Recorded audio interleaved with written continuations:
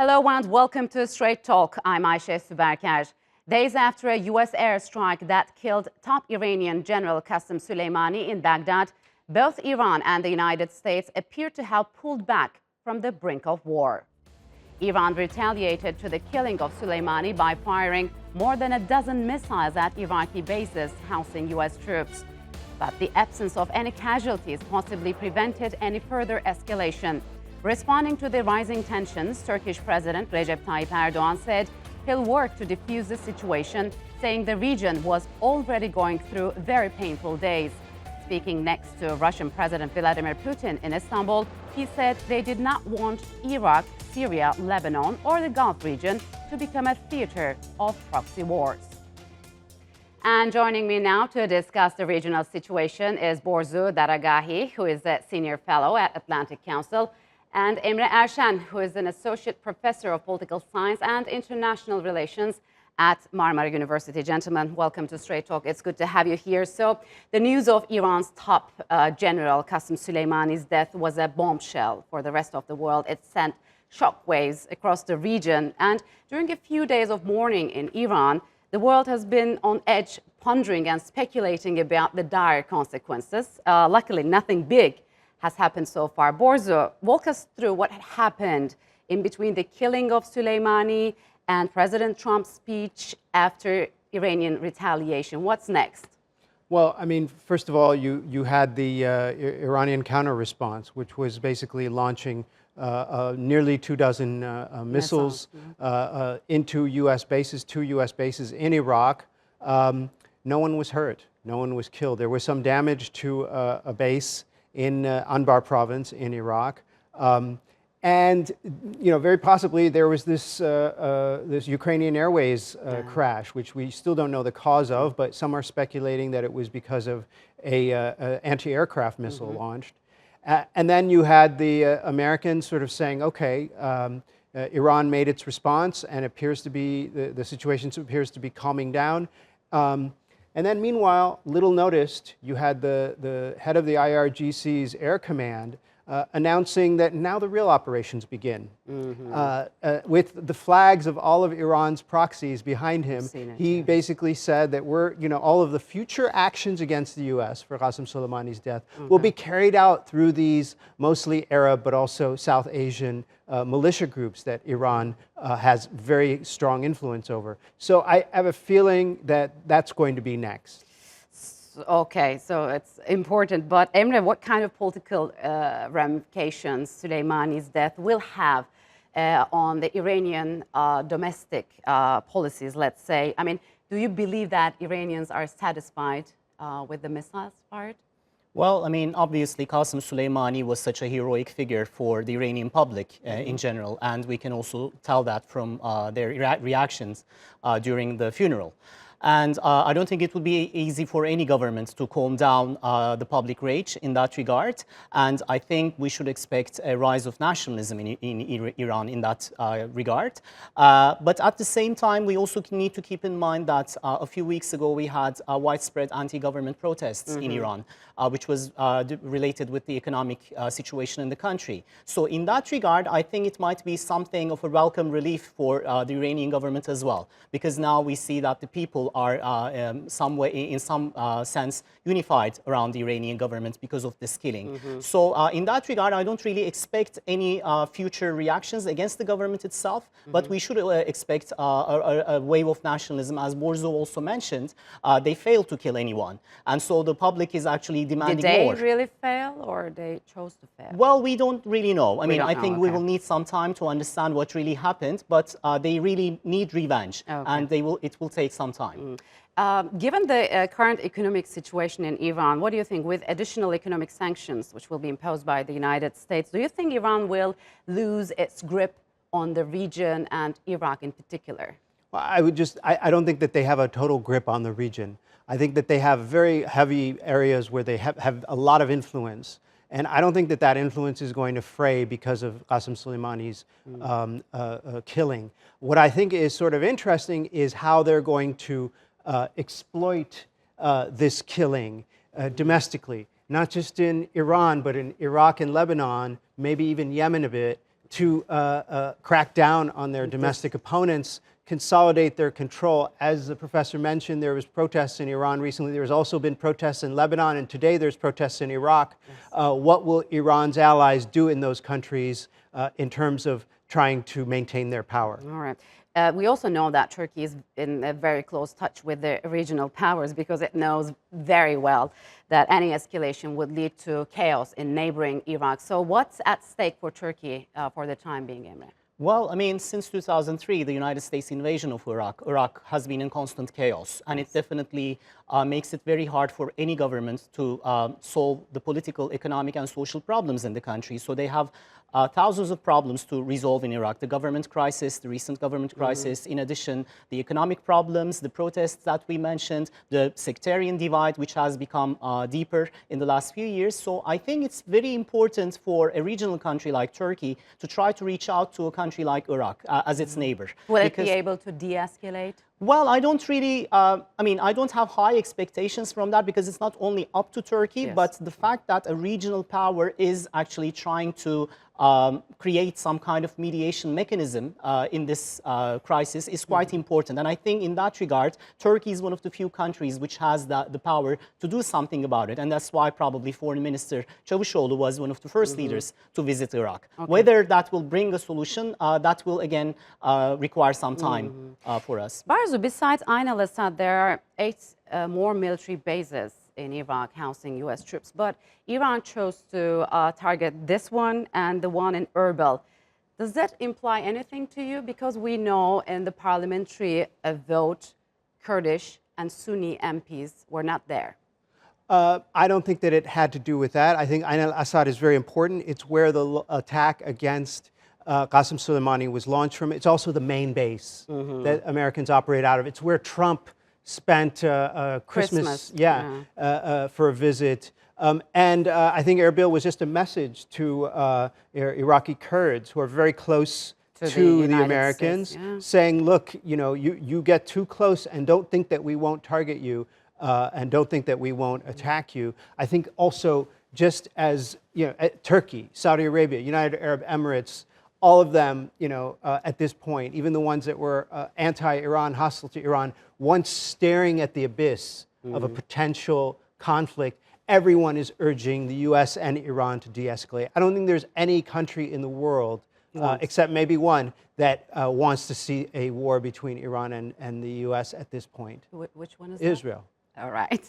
Norms like territorial integrity and political unity are what matter the most for Middle Eastern countries. So despite their differences on various regional issues, Turkey and Russia once again reiterated their determination to restore peace and stability in Iraq, Syria, Lebanon, even on the Gulf region. Emre, from today moving forward, I mean, how possible is this since the two countries differ on various issues? What is the secret? Well, I mean, it's no secret that the weakest spot in Turkish-Russian relations has always been their regional disagreements. And before Iran, we should probably mention Libya, Syria, Iraq. In most of the Middle Eastern issues, Russia and Turkey are actually standing at the opposite sides, which is, I think, quite important for us to understand. But in the last few years, I think they have successfully found a way to deal with these issues. They are not resolving the issues for good, but they are building working mechanisms like Astana process or military mechanisms, some kind of military cooperation. They are aware of their differences, but instead of just overlooking them, they are trying to continue their close regional dialogue, which is, I think, extremely important. And as a result, they have achieved some solutions in Syria. They failed in others. And I think that is also what they are trying to do in Libya and in other regional issues in the Middle East. On the surface, the two-country relations seem smooth. Do you agree that? Is this really the case? Because when it comes to Syria's Idlib, as well as the northern Syria, where Turkey set up a terror-free zone, what do you make of it?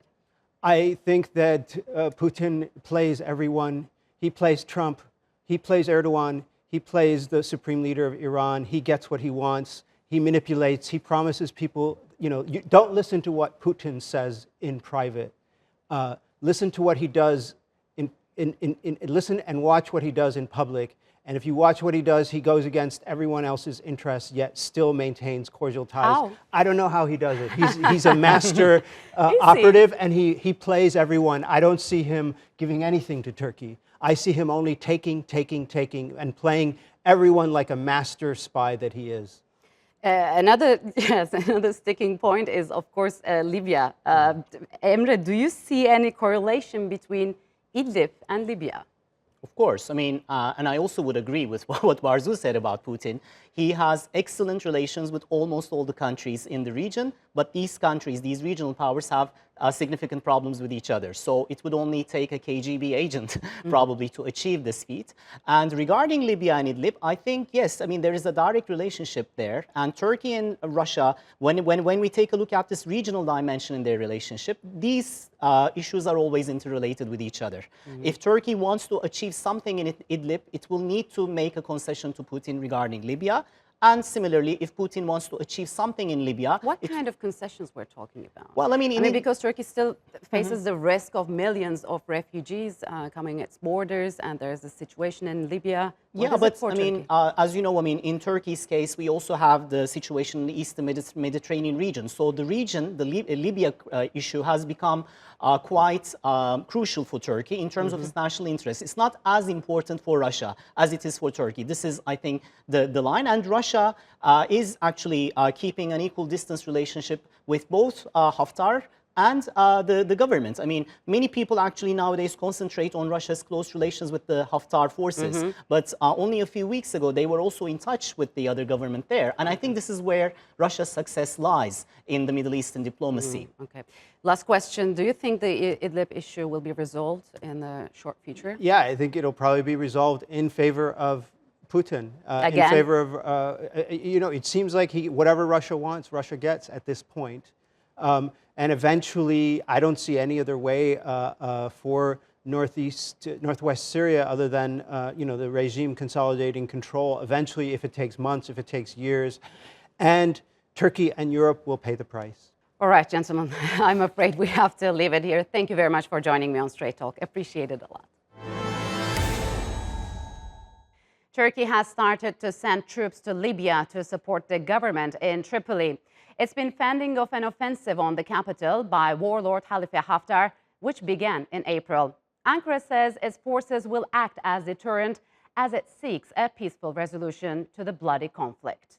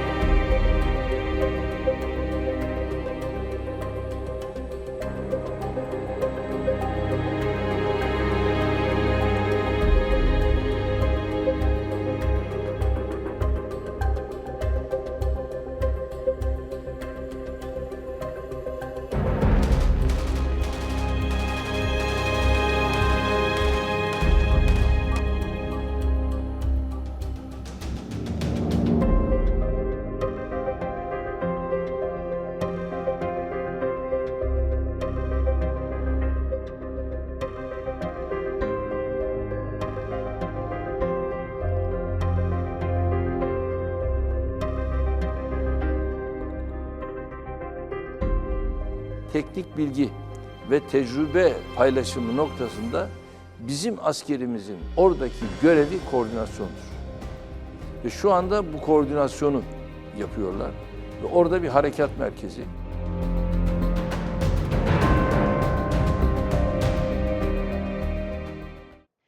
To discuss what's been happening in Libya, I'm joined by Francois Booga, who is a member of the European Council on Foreign Relations, and Talha Köse, Chair of Political Science and International Relations Department at Ibn Khaldun University. Gentlemen, welcome to Straight Talk. It's good to have you here. So tensions ran high when warlord Khalifa Haftar seized control of the coastal city of Sirte. He is also supported by the United Arab Emirates, Egypt, Russia, and France. On the other hand, Turkey's non-combatant troop deployment upon the request of the legitimate government seem to have fueled tensions further.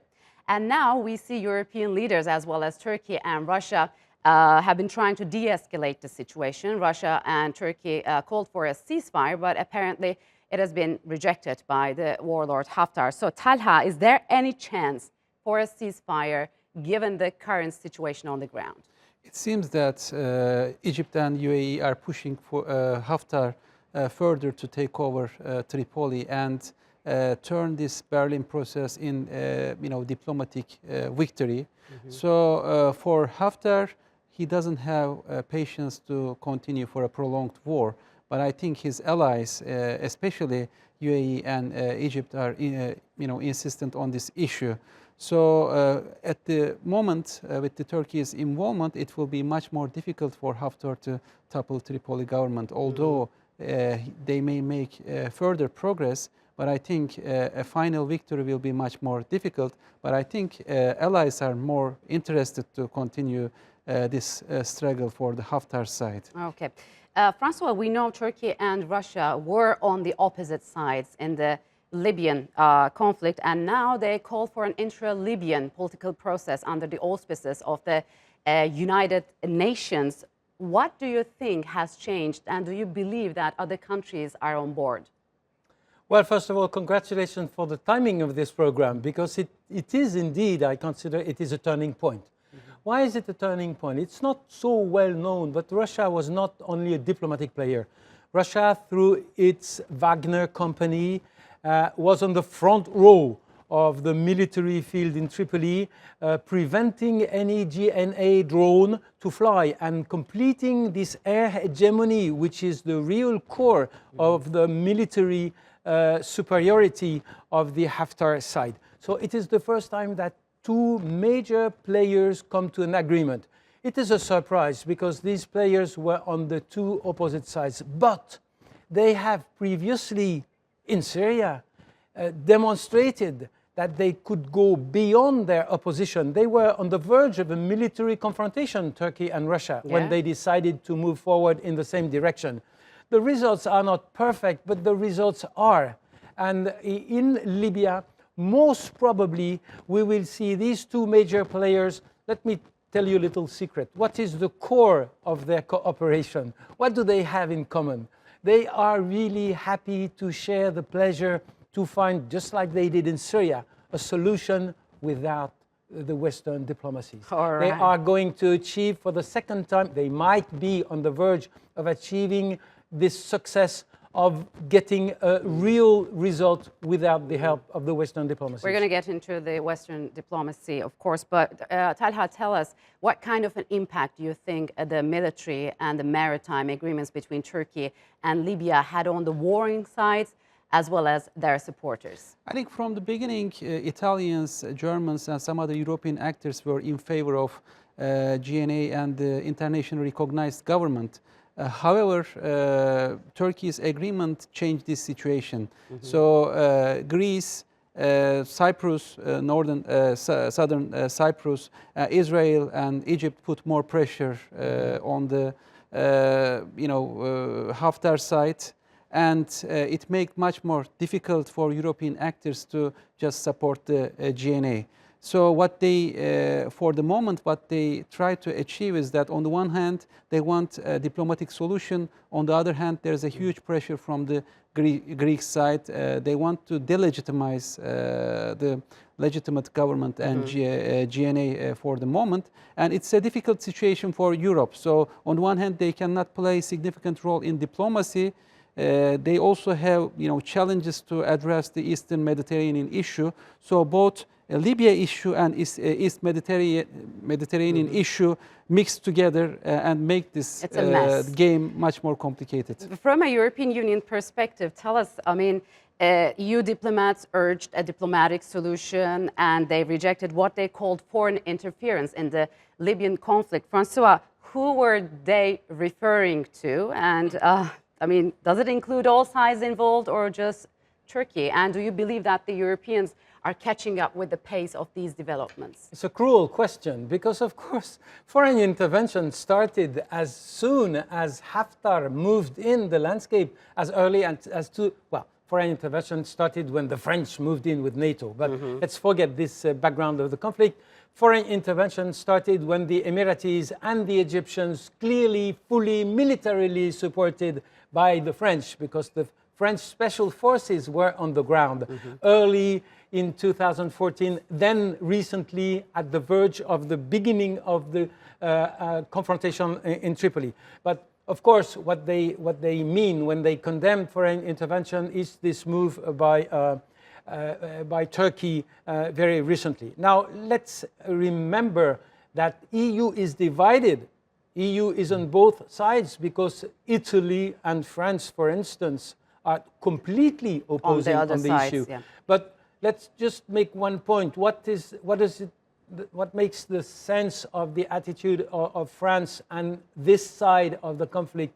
France is embedded for two reasons in this conflict. They have a very comfortable commercial, industrial, military relation with the Emirates. They fuel Saudi and the Emirates, but also they buy the very cheap anti-political Islam narrative of the Emirates, which they use inside France. But tell me, how does it fit in France's core values of democracy and multilateralism at this point?